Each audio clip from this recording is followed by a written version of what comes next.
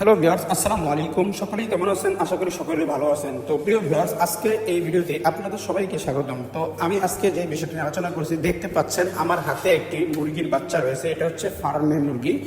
তো এটা কি দেখেন আপনারা, যে এটা দেখেন একটু ঘাটটা বাঁকা করে হালকা জমিয়ে আছে, কিন্তু এই মুরগিটির ভিতরে একটা জিনিস ভালো কি, এখন পর্যন্ত মুরগিটার ভিতরে চঞ্চলতা যেটাকে বলে সেটা কিন্তু রয়েছে।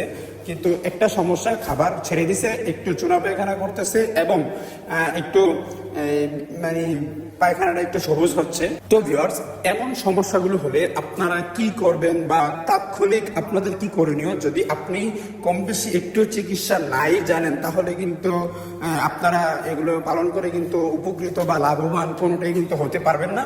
তো আমি আপনাদেরকে বলবো, এই সমস্ত এই যে হালকা মাথা জোগে থাকা, তারপর হঠাৎ খাবার ছেড়ে দেওয়া, তারপর পায়খানার সমস্যা হওয়া, এই সমস্ত বেলা আপনারা কি করবেন বা আপনাদের কি করণীয়, আমি সেই বিষয়টা নিয়ে আপনাদেরকে বিস্তারিত একটু বলার চেষ্টা করব। তো প্রিয় ভিউয়ার্স, আপনারা এই সময় কোসমিক্স প্লাস পাউডারটা খাওয়াতে পারেন। তারপর সাথে সাথে ইরাপ্রিম অথবা মাইক্রোনিট অথবা এরুথিন, মানে এই গ্রুপ, মানে ইরাপ্রিম যে গ্রুপটা আছে, ইরিথ্রোমাইসিন, এই গ্রুপটা যদি আপনারা খাওয়ান তাহলে কিন্তু এটা খুব ভালো কাজ করবে। তো আমি আবারও রিভিউ করতেছি যে এই সমস্ত সমস্যাগুলো আপনারা যদি দেখতে পান, তাহলে কোসমিক্স প্লাস এবং ইরাপ্রিম অথবা মাইক্রোনিট অথবা ইরুথিন, এই ইরিথ্রোমাইসিন গ্রুপটা মিলিয়ে খাওয়ালে হবে।